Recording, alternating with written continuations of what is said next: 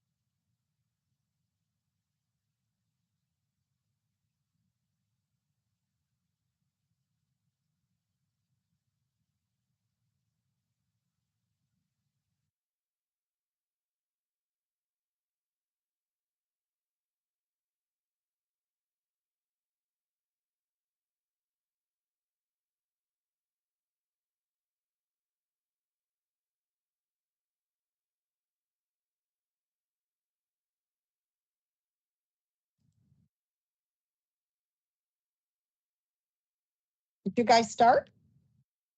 The meeting did start. We're trying to figure out how come we can't hear.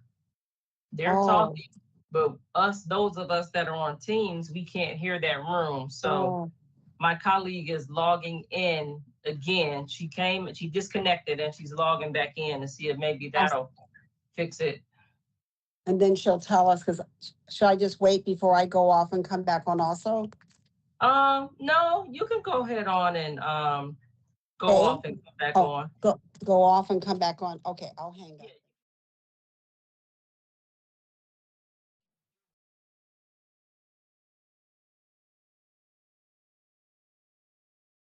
And I don't know if you want to jump off and jump back on.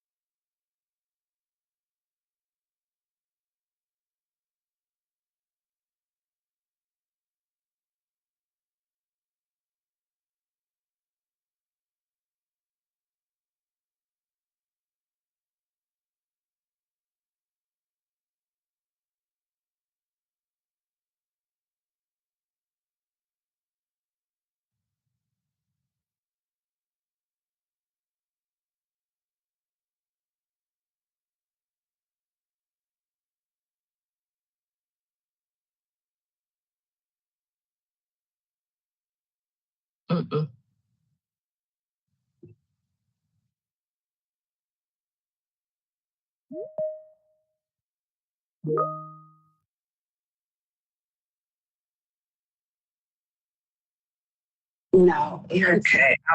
Hi, I'm back on. I can hear somebody. I don't know who we're talking to or who's talking. Can you hear me now? Yes. I can hear. Hi, this is Linda. Can you guys hear me?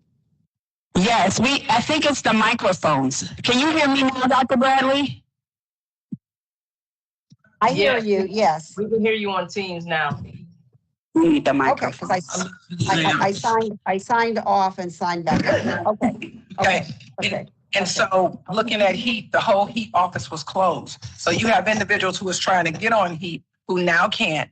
You have individuals who are on HEAP, and will they maintain, or will they cut you off? Or will they say you have to this month right here, and then after this month, you're going to have to pay $200 and some a month instead of $75. And so all these different things come on, has a huge impact on our economy.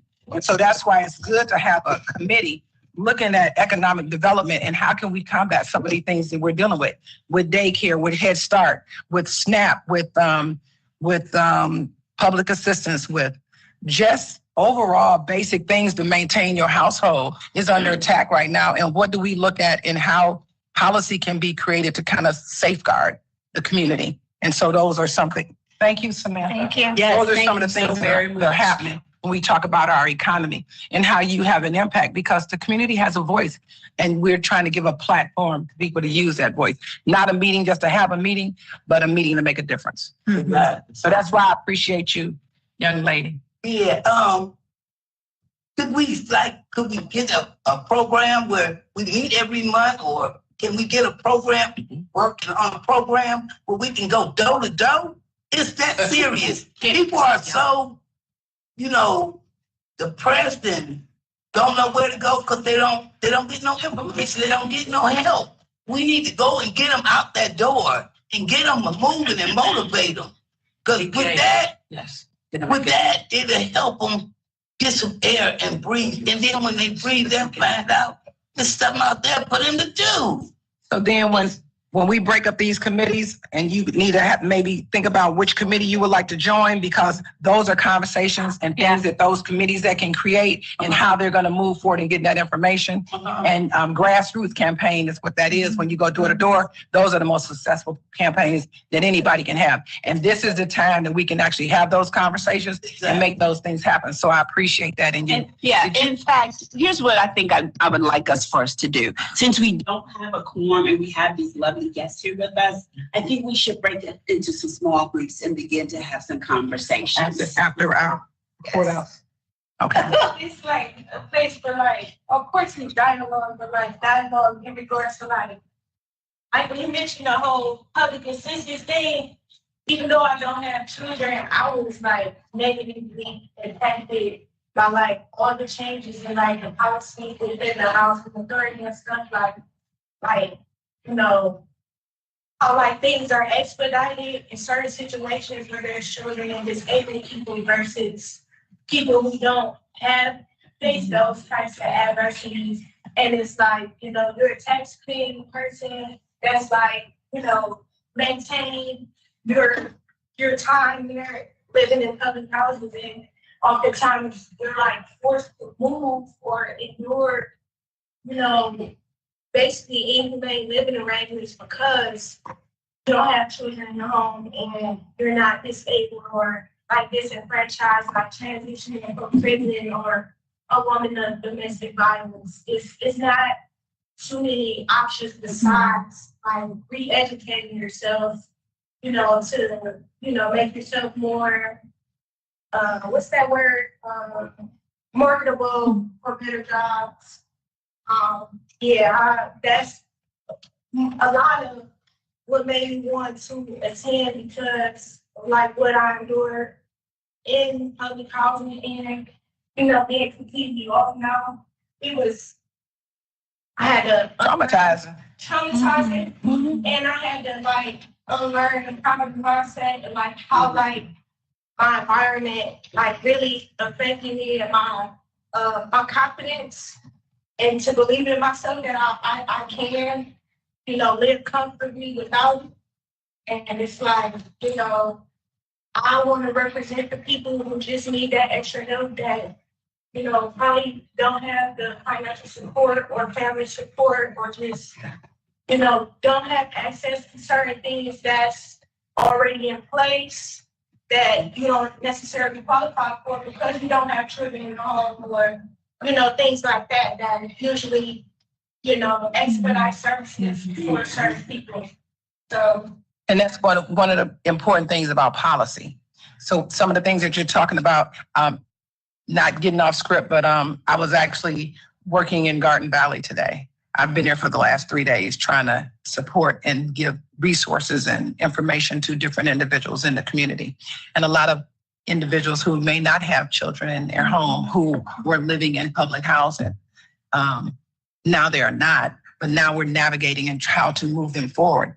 And we're running into obstacles that we have to, this is not going to work because this is a crisis. So we need to look at this. And so when we talk about how we have conversations just what you're talking about and how we utilize those and make policy changes because of policy. Well, if this situation happens, we should be able to do this. And if this situation happens, we should be able to do that. If those things don't exist, we need to be able to have a conversation to say that this policy is outdated. This policy does not work. And what do we do to fix it? And in order to fix it, we have to go to council and have real conversations about real scenarios in life and real people. Exactly. So yes.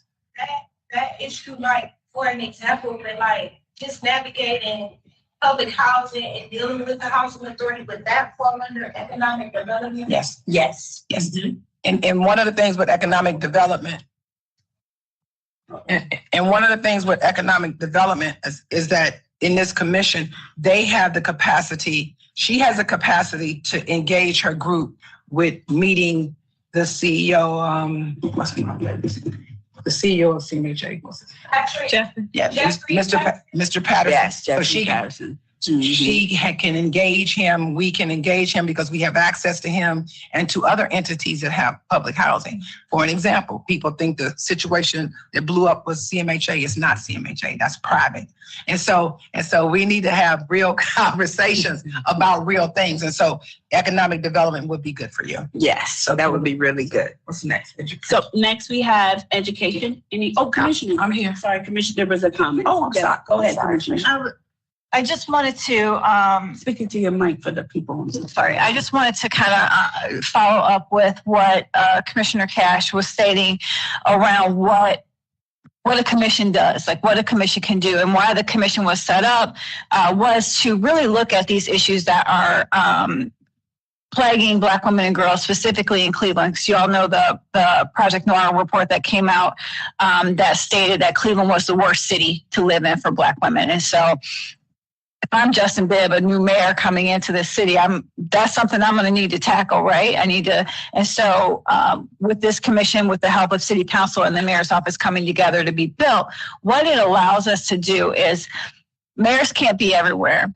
Your council members can't be everywhere, but a commission set up to focus specifically on these issues can get down into the committee and into the community and really talk to people and really listen to people to really get a feel for what are the most pertinent issues that are happening right now, that we can be a body that takes the information from the people's concerns and get those stories together and understand, oh, this is why that's happening. And this is where the mayor's office has some influence and can touch this. This is where city council can influence and touch this.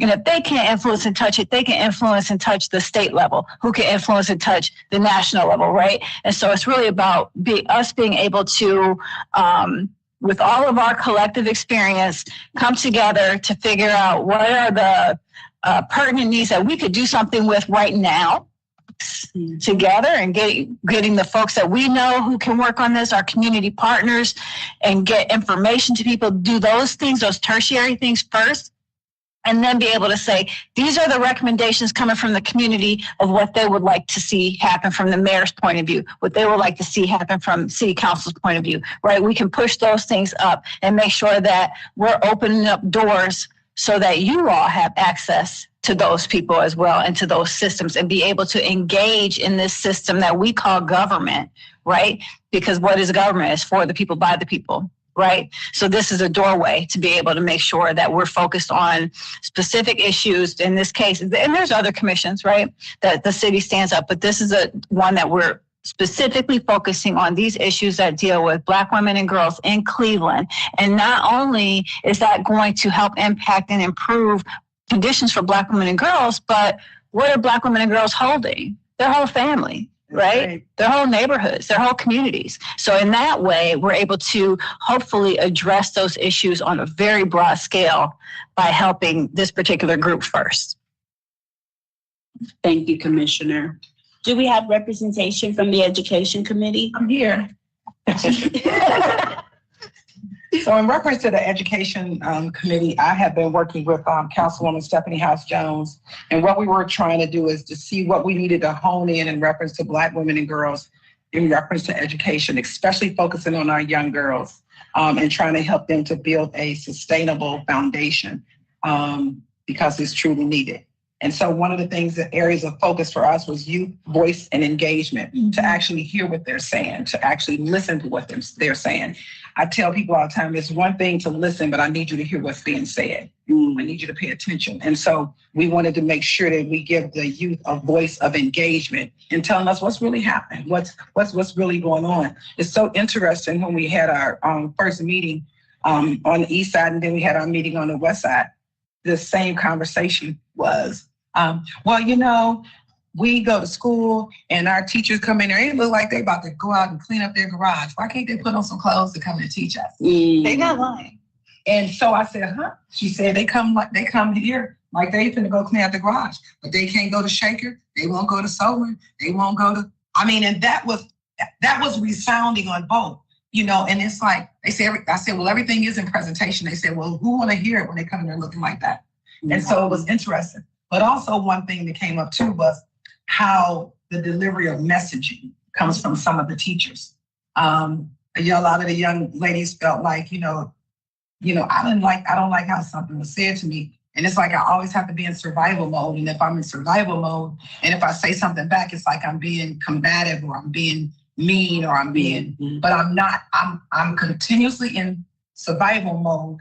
And so my conversation may not come out as sweet as it should be, but I'm gonna say something. And so in doing that, actually having youth voice at the table, exploring a policy recommended to create some kind of annual report from young people so that they can consistently give us information, whether it's them going into a link on their phone and letting us know what's happening, but having real, concrete, real-time information. Young people will tell you if you sit there and listen. Yeah. Young people will tell you if you approach them appropriately. Everything in life is in presentation.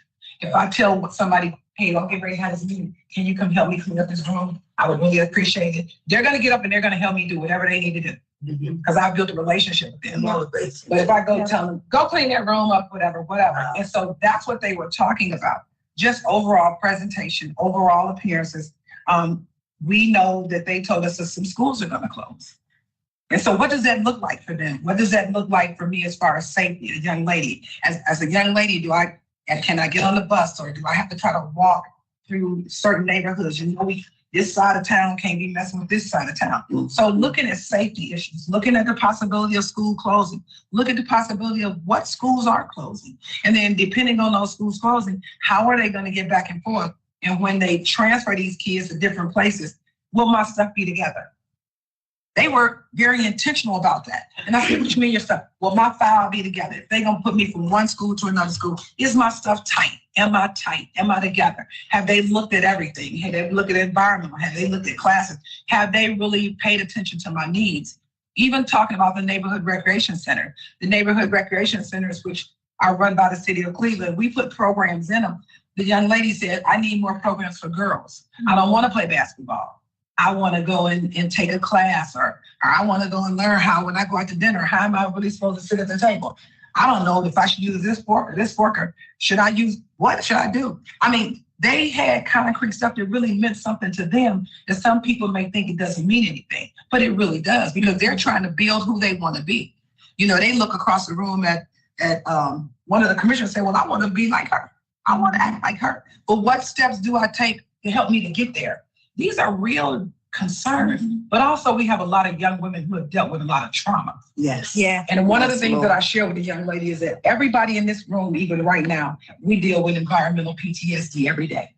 Because we deal with whatever coming to us on the news, whatever's coming to us on the street, whatever is coming to us when we interact with people who have had a bad day, got a bad attitude. We all have experienced environmental PTSD. And so at the end of the day, how do we get to an engagement of healing for that? Yes. How do we navigate through that? And so the young ladies talked about that. They talked about, is it possible that you can create a survey for us, but also to create a survey for teachers and leaders and letting them know that these are some questions. Do you have to dress like you do? Do you have to talk like you do? Do you have to engage with us like you do? What will prevent you from doing something different? And again, even though this is minuscule to some people, this is like life and death for some young ladies. Especially with the NRRC's programs and services. What services are there for me to do? What can I have? talked about leadership and representation. The mayor has a youth mayor's council. And so on the commission, we have a space for young ladies. And so I know that our membership committee has been working on trying to get some young ladies on the commission so that we can have a full commission. So they're in the process of doing that now. And again, something that kept coming up was school closures and equity concerns. Potential school closures due to low attendance. And this all come from them. Low attendance. Some young ladies, we do have an all-girl leadership school in the city of Cleveland. And one of the young ladies said, well, is it going to stay open or is it going to close? If it closes, it'll be devastating. It's just where you want to go. I would like to, but it may because the attendance is low. And then also talking about student engagement. How, again, can students be more in tune to come to the commission and tell us what their concerns are and make a difference in what they're saying.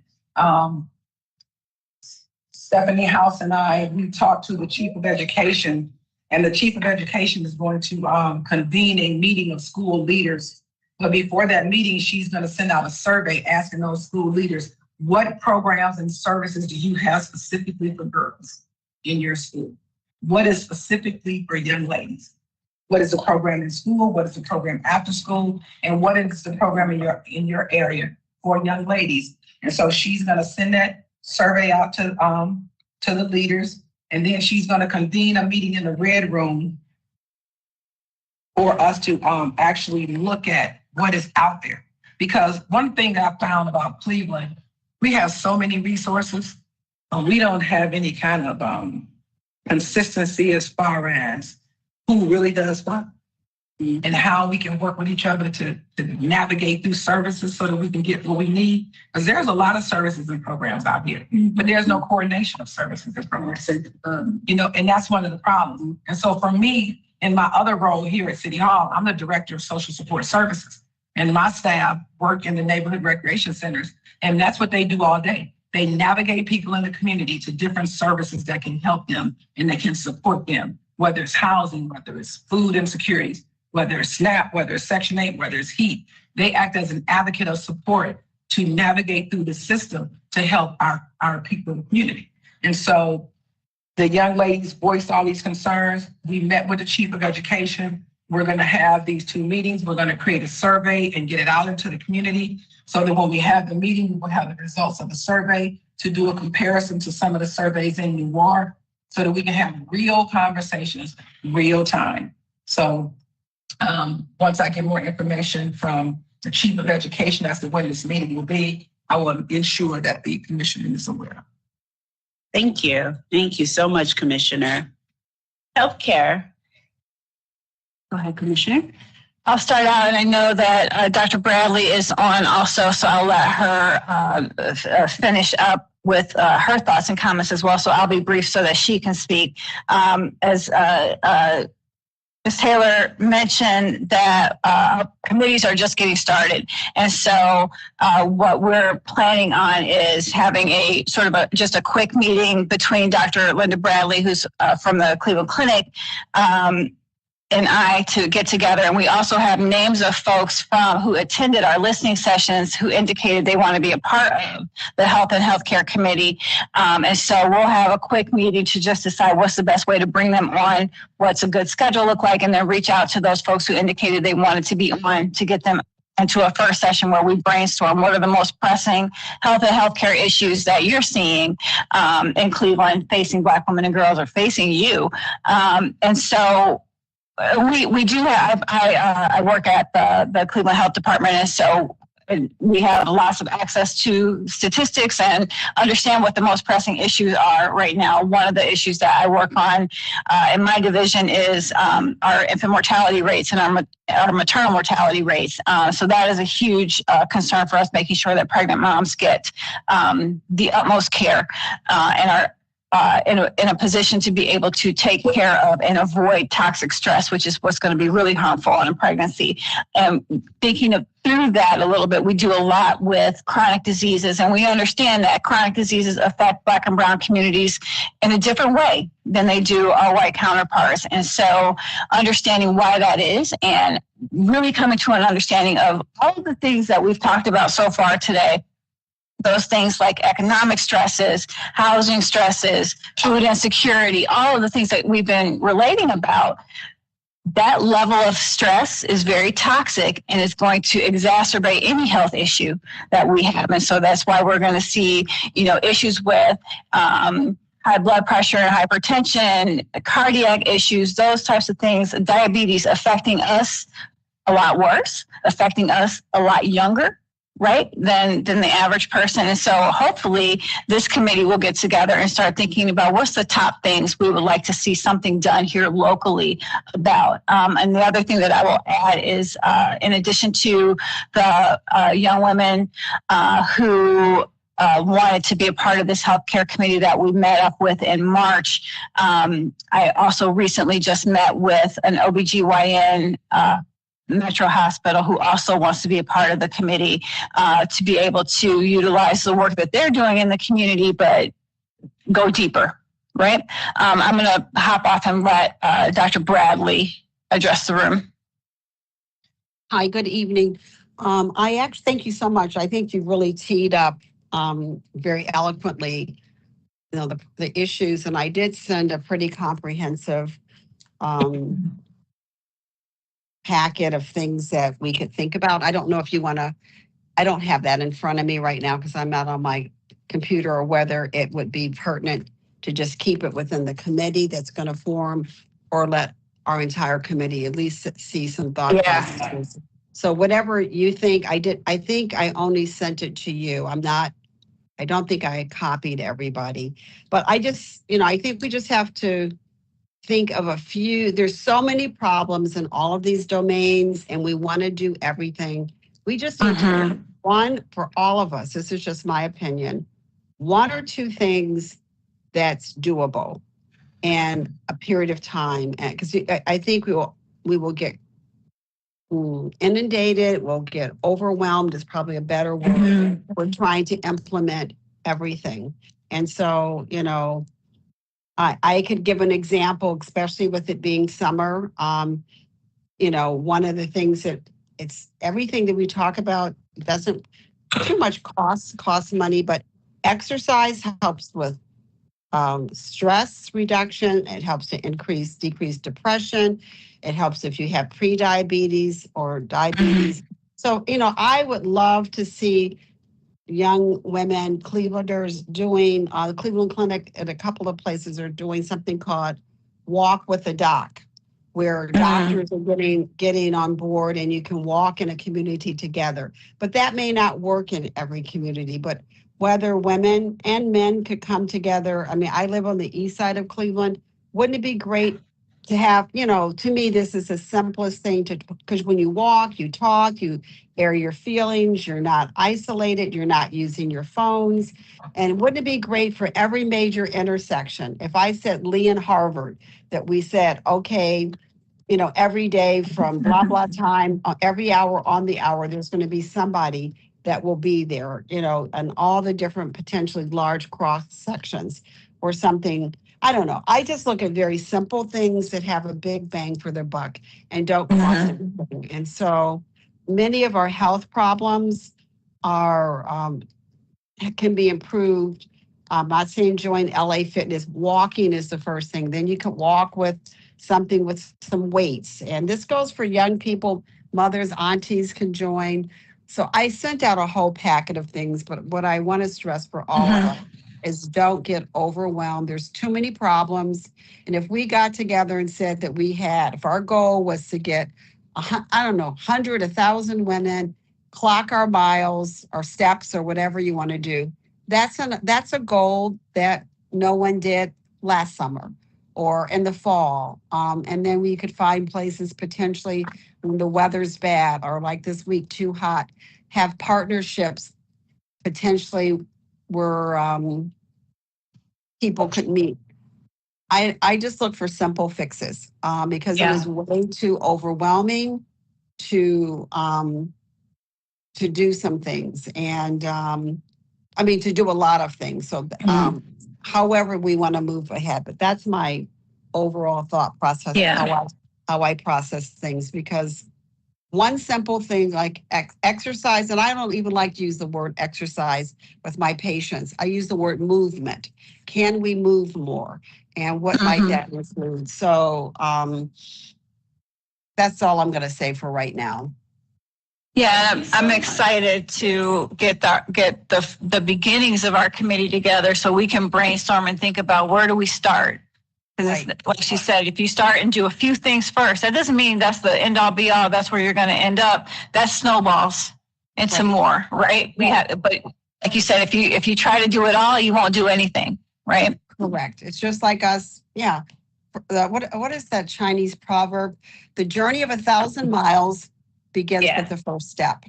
Journey of 1,000 miles begins with the first step. So whatever people choose, our group or the greater group, let's go small, and then it becomes a snowball. So that's how I think. Yeah. Love it. Thank you so much. Yeah. So I would need you to just reach out to me. Sadly, my husband passed away this month. It's been very stressful for me. Even this morning, I just got up. I had no sleep last night. I got up and walked 10,000 steps today. I just needed that at 6 o'clock in the morning in my neighborhood.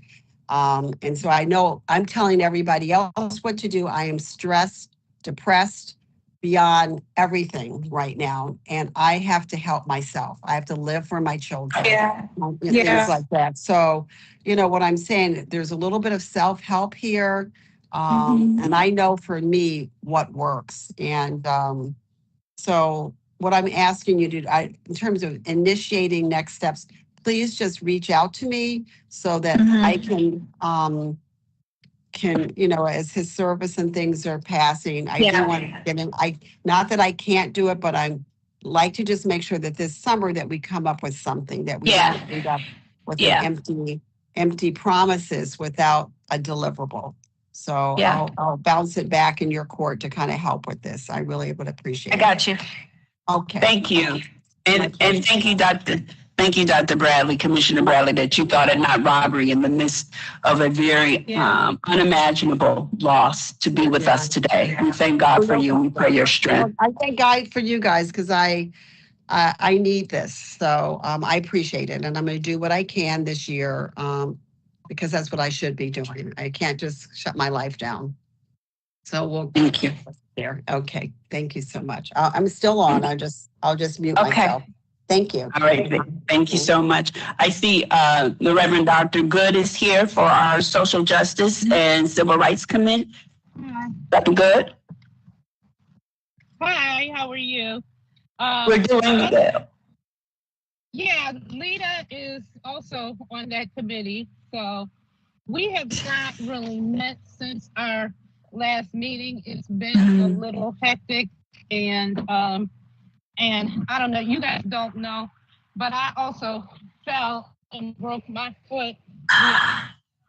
Oh, Lisa, her foot? She fell and broke your foot? No, we did not know this. Oh, So I don't have anything to report. I know we did get and I think they were sent to everyone, the write-ups about those two the two proposals from Councilwoman House Jones. And, yes, we did receive those. We do need to complete our write-up, and I guess Lita and I can get to that now that I'm getting back in commission.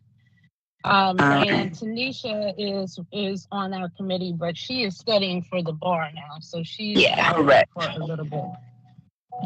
Correct. All right. Thank you so much. Anything else on the Commission for Justice and Civil Rights? I'll just add that a couple of things that I've been working on with that committee, in addition to the two policies that the overall committee is supporting. One is Tanisha's law, which deals with how the police respond to someone in a mental health crisis, and the Workplace Fairness Act, which covers what Commissioner Cash was talking about earlier about the difference in pay between women and men, but especially Black women and men. And so the other couple of things that we talked about at our last meeting that I have a couple of folks on my staff at the health department working on is we're feeling like, especially this year, things around policy are happening so fast and furious that it's hard to keep up sometimes. So we thought we would, one of the things that we do in my division is to keep us up to date on things as they come out is do these like media and policy watches where we will just take the most pertinent emails that have to do with a specific subject that we're watching and put them out in an email to all of our mailing lists and to our staff so that everybody can have a chance to view these articles and keep up with things as they're going or new policies that are coming out. To be able to keep up on it. And so for the Commission on Black Women and Girls, we're developing a monthly recap so that every month as there are pertinent news stories, especially news stories that are relevant to laws and policies that are affecting Black women and girls, putting those together so that they'll be available on our Black Women and Girls website, as well as we can send them out to our mailing list, just a monthly recap to keep us up to speed. So those are a couple of the things that we're working on. And we will be also meeting together with the group of women that signed up that they were interested really in civil rights and justice to be able to have our first committee meeting with them and really brainstorm on as far as Black women in Cleveland go, what are some of the things that we want to focus on with regard to civil rights and justice first and foremost? Yes. Is it Tanisha's law? Yeah. Is that something you're trying to get on the ballot for this 2025? I feel 2026. Tanisha's law is one of the ones that that Councilwoman House Jones sent us the information on. It is, and she is one of the sponsors of it, and it is regarding mental health and how we respond to people in mental health crisis, as opposed to criminalizing them and arresting them.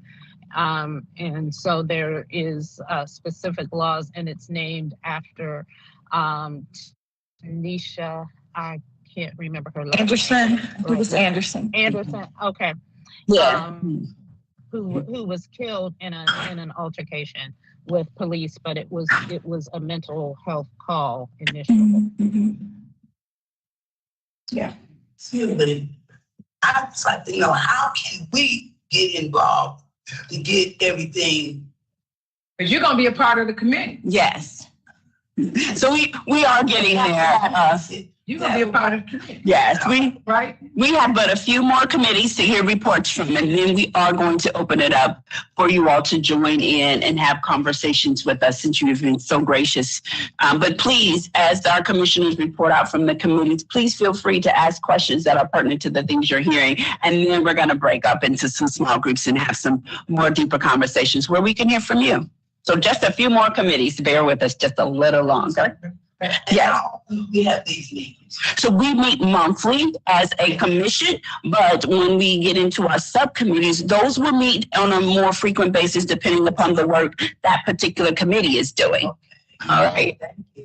No problem. And we're going to get that attendance sheet to the sign-in sheet for everybody so that we can get your information. So I'll go ahead and speak for membership and recruitment. So we still have a spot for a woman representing union, a woman that is currently in college, 2 students that are 13 and up that are still in high school in a Cleveland Municipal Metropolitan, see, I'm old, I just dated myself, Cleveland Metropolitan School System, and a woman representing higher education. So we are still taking those applications. We can show you the link to our website if you are in one of those groups. The commissioners and I are going through, and we would like to have all of this buttoned up so that when we are ready in the fall, we voted in our new members. So if you are interested, please see myself or Commissioner Anastasia right there after the commission meeting. meeting, and we'll get you directed to the place on our website where you might be able to apply. And the application is not tedious at all or long. It's just a response, a little bit about you, and then some answers to some questions about what you're passionate about. Any questions on that? All right, Committee on Public Hearing and Listening Sessions.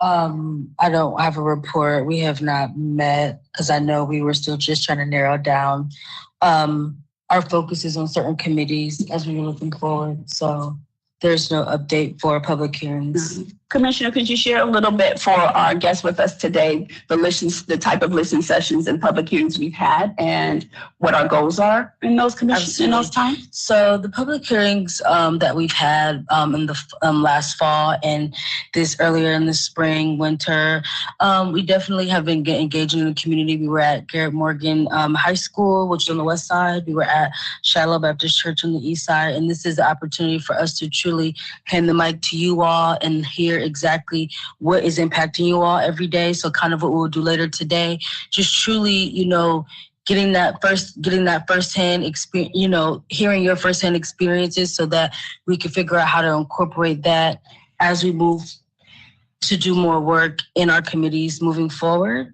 And so a lot of it is just truly us just exactly what it sounds like, listening to the community. So thank you. Thank you so much. Any questions around that? This is not really a question. I kind of want to draw a conversation. My name is Greg Reeves. I'm the coordinator of Alumni Collective Towards Employment. Yeah. And we work with people that are just impacted and SNAP recipients and things like that to try to get them careers. I'd love to have you all, one of you all of you all, come speak to our participants. A lot of the people here today are invited here. Was very important. I'm a former Cleveland community police commissioner. I know a lot of people still don't even know what that is. Mm-hmm. So I know I heard about this commission when it first came about. But I know there's a lot of people that never heard this when I did. So when I saw about the meeting today, I invited all of them more to have it shut up. But I think it's important that people know who you are, what you're trying to do, so they can get involved. There are a lot of people like this young lady here ask what not doing, how do I get involved? And they don't know about commissions like this. We still don't know about community police commission. Right. You're talking about Tanisha's law. We've done a lot of extensive work with police on people that I help. I'm wondering if you all are collaborating with that commission. Anyway, I want to send out that invite if y'all want to come towards employment. We'd love to have. Commissioner Cash, you need to speak to that process a little bit. So thank you. So I'm really glad that you're here, especially when you talk about the police commission. When we were given the consent decree for the city of Cleveland, Mayor Frank Jackson actually convened a group of individuals to they were called the advisory council to choose people to be on the commission. Yeah. I was fortunate enough to be one of the advisors with Pastor Juwanza Colvin, with Seven from over at the LGBT Center, with the young lady from Legal Aid, with Gabriella Celeste. So I was a part of that initial advisory council. And it's really important, like you say, sometimes a lack of information where people don't know what's out there can cause an issue. One of the things that we looked at even back then was mental health and the disparities in education. One of the things that came out of that whole situation was CIT training for police officers. And I actually chaired the Adams Board for 7 years as their board chair. And one of my focuses was mental health and making sure that police officers got CIT training. Councilwoman House right now is looking at the Tanisha's law because she feels like it needs to be a separate entity to focus primarily on crisis and to make sure that we have officers familiar with mental health crisis, familiar with de-escalation techniques, and comfortable with using those skills. Because that's one of the problems you may run into is people's comfort. Because even though they're a police officer, they're still human. And so their comfort may not be there. The fear factor is real for everybody. And as a clinician and a therapist, that's just the reality of it. And so the Tanisha's law that Councilwoman House has been read to council, they have to have numerous readings.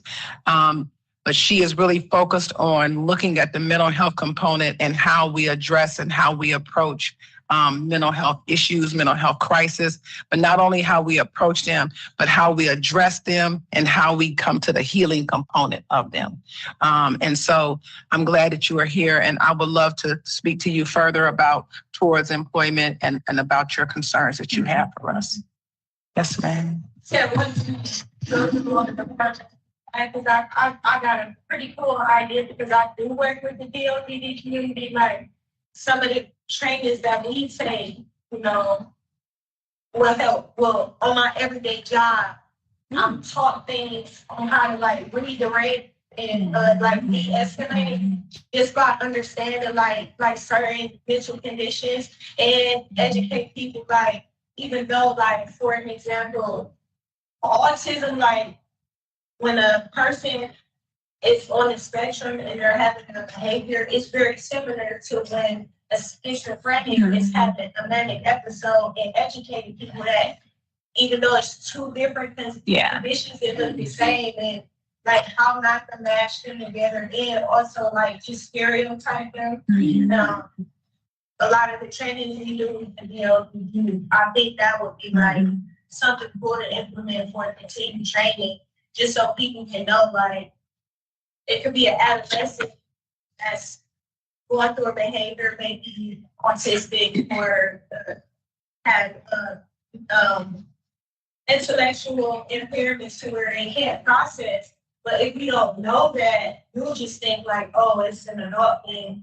So like that's something that I think will make a difference, you know, in the public sector, that they take some of the same trainings that we take. And that's exactly what CIT training is. And one of the other things is that we're looking at, and the young people brought this up, is mental health first aid for young people. Yeah. That they are very interested in taking mental health first aid. Different community entities, community groups, churches, mosques, synagogues, they all want to look at mental health first aid for the community. And it's there. CIT training is for police officers, for clinicians, and for individuals who work with the community. And those trainings are free. And so, again, when you look at resources and information, again, like I said, we are dealing with PTSD here. And so making those resources available to individuals. Like accessible. Knowing how to get to it. Yes. If you're not computer literate, how to exact information. If you're not tech savvy. You're like me, not tech savvy. I have no shame either. I have no shame. Hey, don't come for this, Commissioner. Yes, I got friends in here that I just met. Yes. Thank you all so very much. Any report from our research? Yeah, so me and Tanisha met briefly, and we just felt like for the research committee, we really want to push towards, you know, having a formal partnership with Project Noir, since they have a lot of research done, and I know we want to narrow down certain topics. So maybe, you know, some of their call to actions, you know, deciding, hey, you know, this is one we want to get behind since they have access to funding and things like that. So the one I just want to elevate is the call to action around workplace discrimination. I know we're supporting the pay equity one, but they also have one around creating some sort of like certificate program around assessing discrimination in the workplace as well. That's one of their more immediate calls to action. I just know with the political climate, I read a statistic in February that since Trump has been in office, or our current administration has been in office, like the unemployment rate for Black women has like skyrocketed by like 100,000 Black women unemployed in the last like month or so since he's been in office. So I know that's like a very hot button as well. So that's what we're talking about. And they just said that they had capacity for data collection and things like that. So that was briefly what we met about.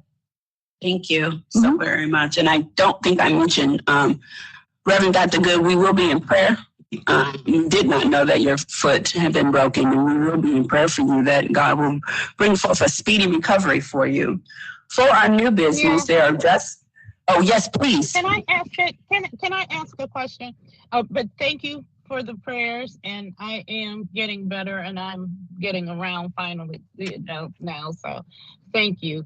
But I was going to ask Anastasia if, as far as research, as you are working with Project Noir, one of the questions that came to us in a prior session was how if they could narrow down the data specifically to Cleveland.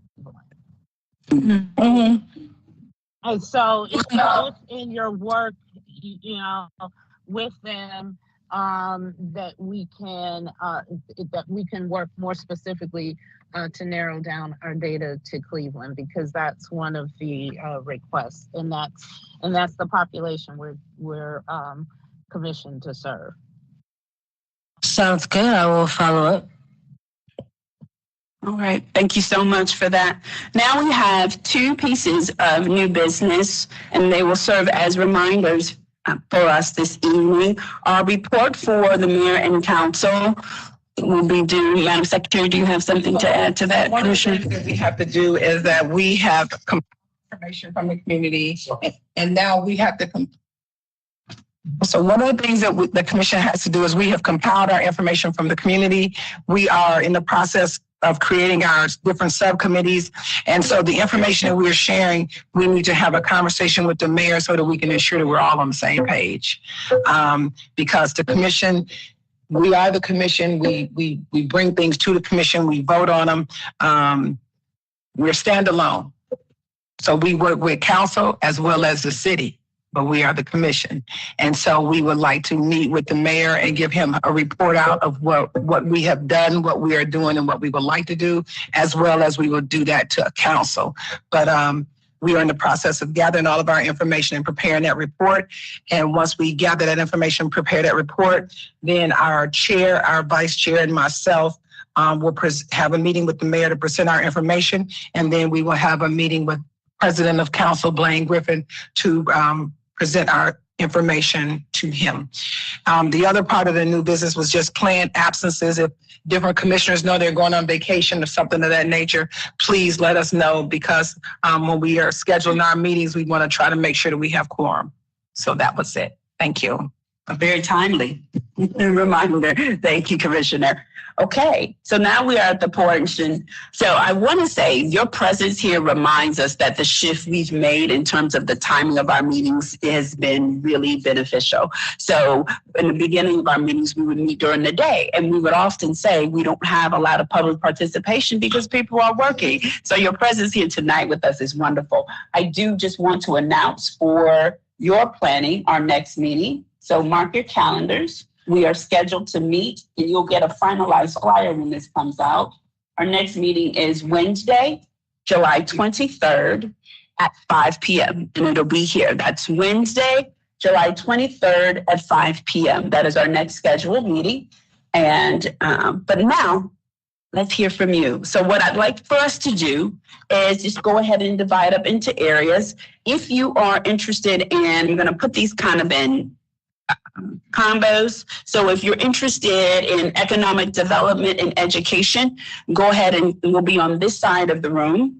If you are interested in healthcare or civil rights and justice, we're going to be more in the center of the room. If you have any questions on membership, I would really say you can see myself or Commissioner Anastasia after our time. But if you want to know more about our public hearings and for research, we will be on this side of the room.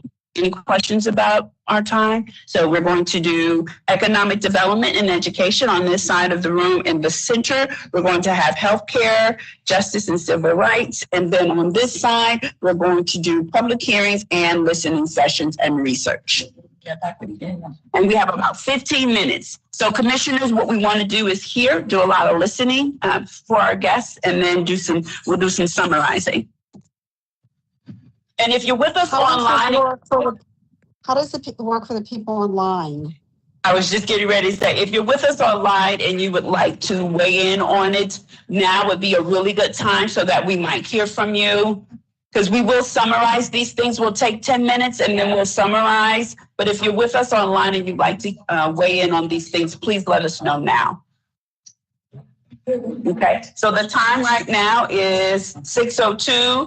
Let's take far away. No, why don't we'll come around there. Why don't we come back at 6:15? Are we 6:30? We're 6:30 wrap, right, Commissioner? Yeah, so we'll wrap up our conversations at 6:15. I didn't have anything else to add. It's Linda Bradley. I'll just put myself on mute and come back. You said in 10 minutes, 6:15. Yes, we're gonna come, yep, we're gonna come back. I'll come back on. I'll just do something else. Okay, Mhm. thank you. I'll do the same. All right, thank you so much, commissioners. I get Our other two guests online, did you all want to weigh in? We do see two other guests online. Maybe they're muted. All right, thank you so much. Okay, All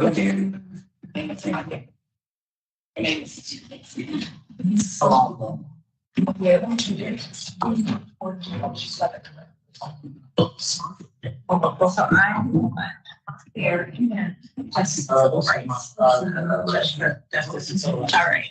We're talking about what resonated that was top of mind.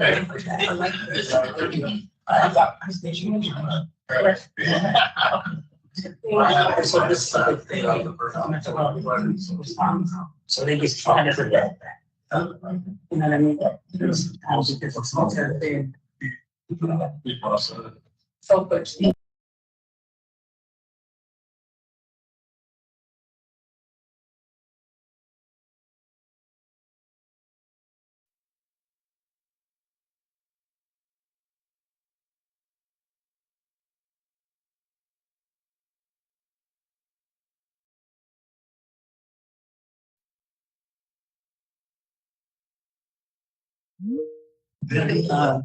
About sexual harm.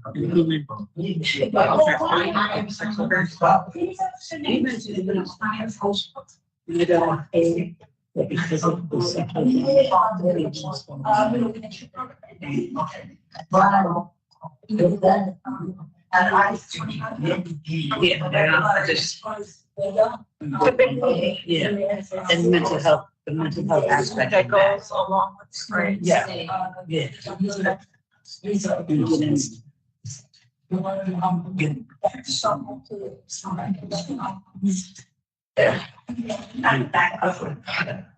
Support and getting out. Even when it's like, if you didn't have that's still it just is what it is. You clean it up as much as you want. But it's at the end of the day, it's still gonna be. Being able to have recovery process. So situations once you're not in it, Come out that that trauma that's there. If you will. Yeah. Because You're right. It's like another world. It's so hard. Like, you don't look at relationships or even at the, like, it's a whole, mentally, it's a theft. Like, it's heavy. The trauma from it's a specific kind of help that you need. And I like that because did up like that. When I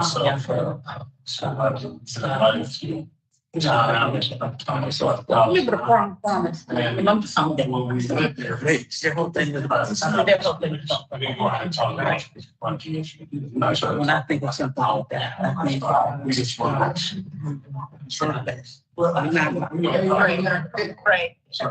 So. You know what I mean? Right. Have some way to support the government situations where they can draw back for themselves. Yes. Need to not get involved in the first place if they can't avoid it. But also that support that's needed by the government programs. So that's a big thing. And then natural, this is the racial trauma. That's talking about that. racial trauma operations and any exception. So the racial trauma, right? Here's a good example. Yeah, right. A good example, so again, I have no well, that's the majority. One person. The major, yes. You'll send anything. And you're the whole teaching, you can feel it in your body when it slows down. Yeah, you know, the shoulders up here. So, I took these things because it's water. It's like one of those.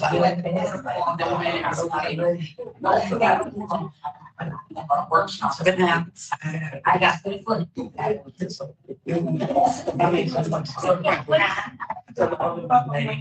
Happens to be, yes, sounds like that.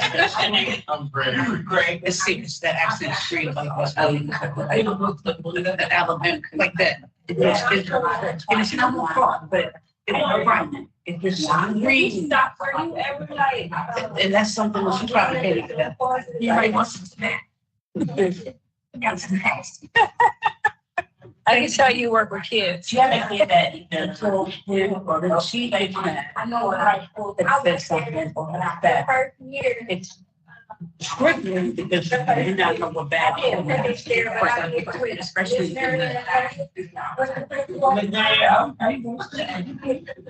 in this thing. Yep.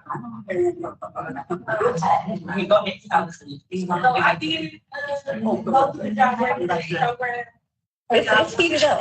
Yeah. What she said? Antagonize. Something that should be,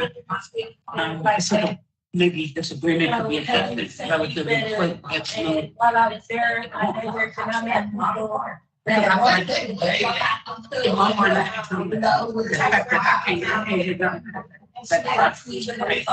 said, well, come on. Right. I'm just trying to let me see. And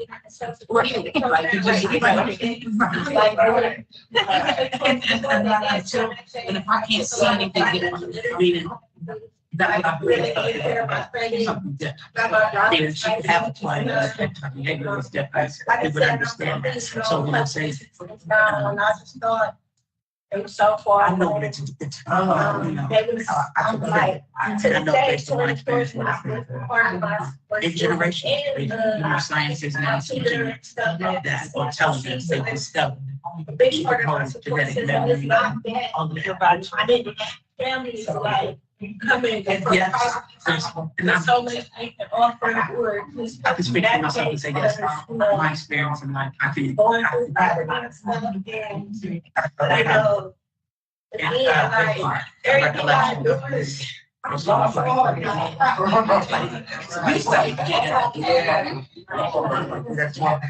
everything. My mind is this is really understood with that kind of I didn't have a disability. I'm sure that my home. like I was stopping from my evidence. I was like. And so I would love that to be real, especially I like How situation was the category. I was like 18. Desire. So I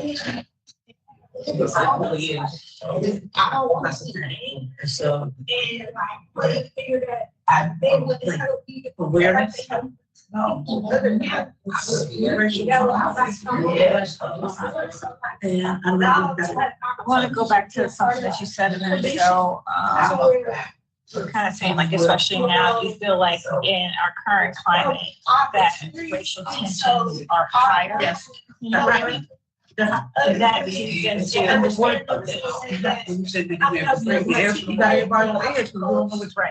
you know, it's great. That's what. Yeah, and the others are a lot of times what's the racial. Yeah, we need to really get specific. And then, you know, a lot of people don't have that. And then there's a trauma, I feel like that's You're right here was like. for people to be aware because once you, there's a trauma, once you have an understanding It's really get it sinks in. It's move to it. That's like the next. That would be the next step, yes, yes. Ma'am.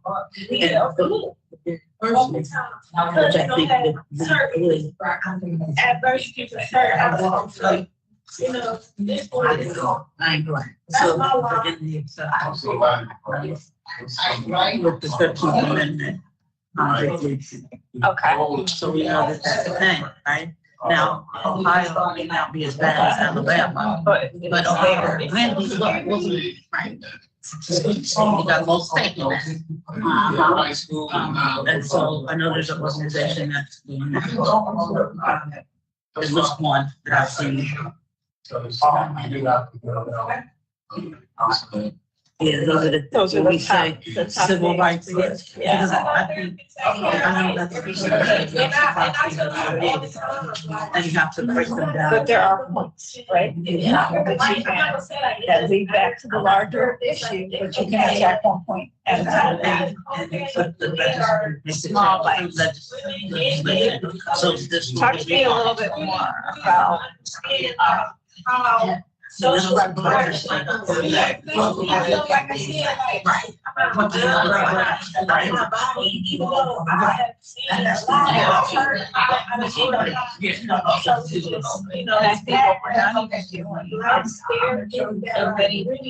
we're not having, like,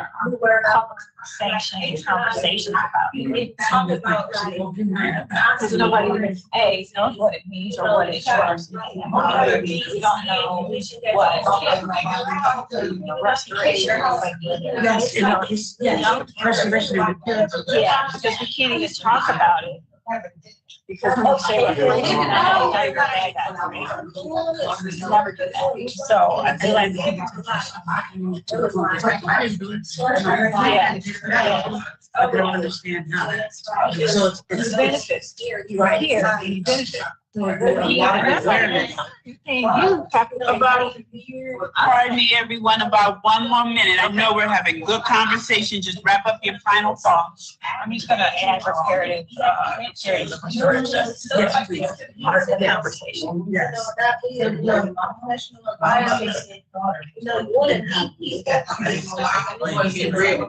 Right. Yes. We gotta make it make sense. So that person, it's not gonna go through. We need to do all understand.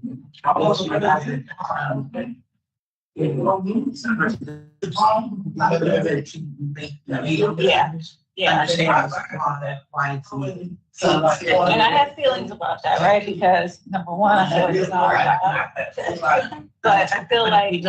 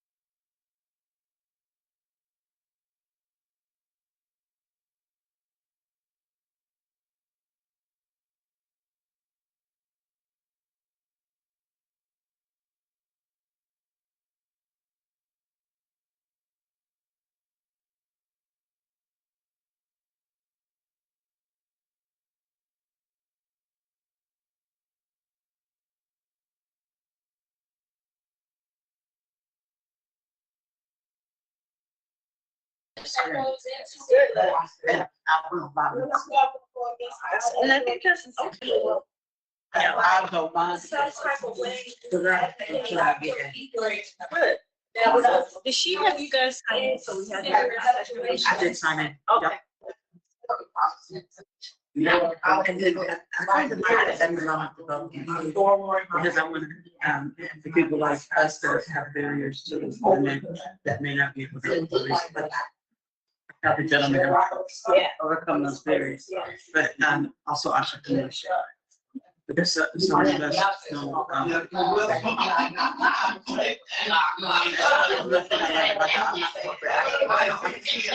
I have some experience, right?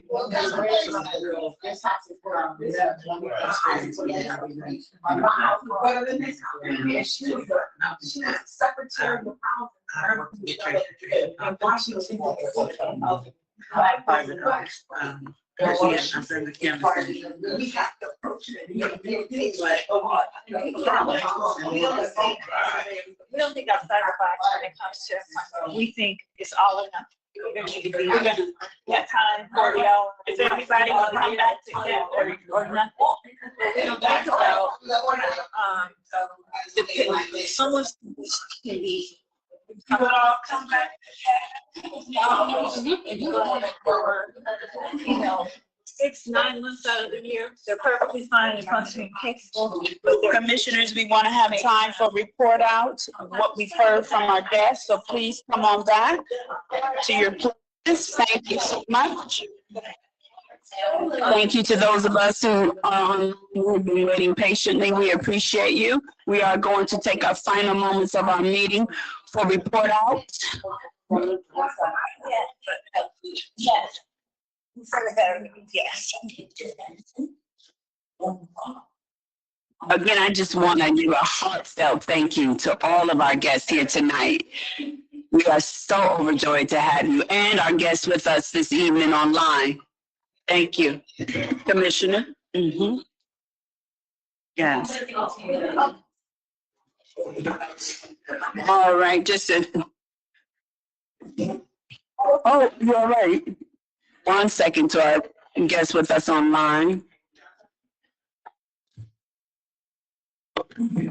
So we wanted to be intentional in this time to listen. And so in this portion of our meeting is what we're going to call our report out of what we've heard from you, of the issues and the matters that are pressing on your heart in subject areas. So I'll start with Commissioner Cash, who's going to share what we heard around economic development and education. So basically we were off the grid, sorry. But it was a very engaging, riveting conversation.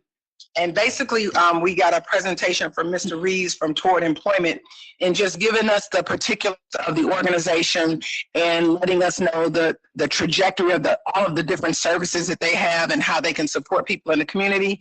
And then we talked about personal testimonies and different situations that people encounter and how we can combat those situations. And one of the things that continuously came up is looking at policy and how policy can change and drive different results. And so that was what we had for ours. Thank you. I would concur with that. And I think one of the things that came up that was really important was around that of housing. How do we utilize policy in order to really impact the various layers that take place in our housing, public housing to be exact. Thank you so much, Commissioner Cash. All right, next we will go. I'm sorry, did someone want to respond online? Do we have feedback from online? If you're talking, we can't hear you very clearly. Maybe. Oh, okay, they just don't know that. All right, go ahead, Commissioner. Okay. Yes. So Avis and I had a pretty deep conversation around work that she would like to see covered by the Civil Rights and Justice Committee. And among the top of mind things for her, and I think it resonates with most of us and things that this committee has talked about before. She really resonated with our support of Tanisha's Law and thinking about mental health response and how important that is to be able to be very supportive, right, versus how we are normally seeing these cases unfold. She also has a heart for really understanding and supporting people, and especially women and girls, through things like sexual trauma and human trafficking is a huge concern. And here in Cleveland, we've been hearing reports of human trafficking escalating. And she would like to see the mental health aspects of that be addressed and included in the support to be able to prevent human trafficking situations or getting involved in those types of traumatic issues, and support to be able to leave those types of situations, and how to stay safely and stay out of those situations. And we know this made me think earlier when you were talking about resources and how we have a lot of resources in Cleveland. There's a lot of resources in Cleveland around human trafficking and sexual trafficking. But I like to say we are very resource rich and information poor, because we have all these things, but hardly anybody knows about them, right? And that gets to be a huge problem. So I'm thinking that's what made me think of that. But human trafficking is definitely up there on as a civil rights issue, right? She also wanted to think about racial trauma, specifically around escalating racial tensions that we have as a result of the world and the country that we are living in today. And she thinks of that more as awareness building, for one thing, but also really trying to focus and hone in on the issues that come with these heightened tensions that we're having for those of us who already have racial trauma, right? And it's been part of our story in America for decades. Every generation we have this, that Black people are carrying around, and we're not addressing how do we deal with it in the here and now, and how does the new things that are happening compound it for us.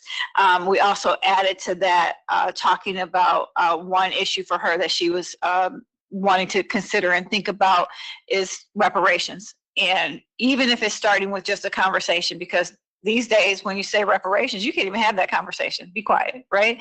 And we added to that reparative and restorative justice, and looking at different avenues of justice and what that could mean in different situations. And then another justice issue that she brought up of concern was thinking about the 13th Amendment and convict leasing, and how that's still a thing.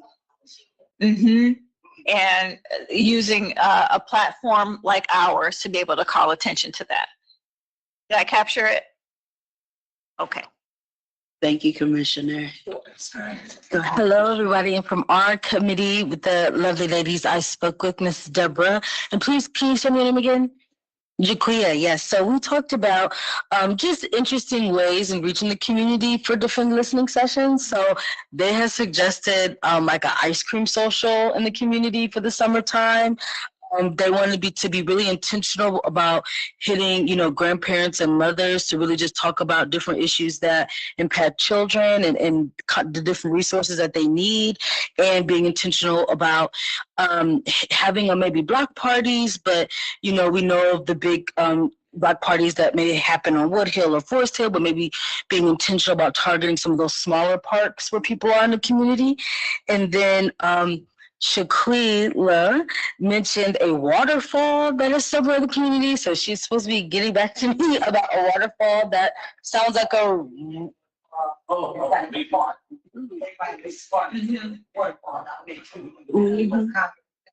Yes, I'm for that. Amen, amen. So yes, it was a very lively discussion. And then just for research topics, they were just really a lot more interested in diving into research surrounding homelessness and different ways to counteract homelessness. So that's it. That's all we have. Wonderful. Thank you all so very much. We, again, really appreciate any final remarks from our friends online, our attendees online. Any final remarks? No, I don't have any, Linda. All right. Thank you, Dr. Bradley. All right, Madam Secretary. Okay, so if all minds are clear and we have no more information or materials, we'll ask for an adjournment of the meeting. It is now 6:26 p.m. Adjourn. Motion to adjourn. Second. So it's been first and second. Meeting is adjourned.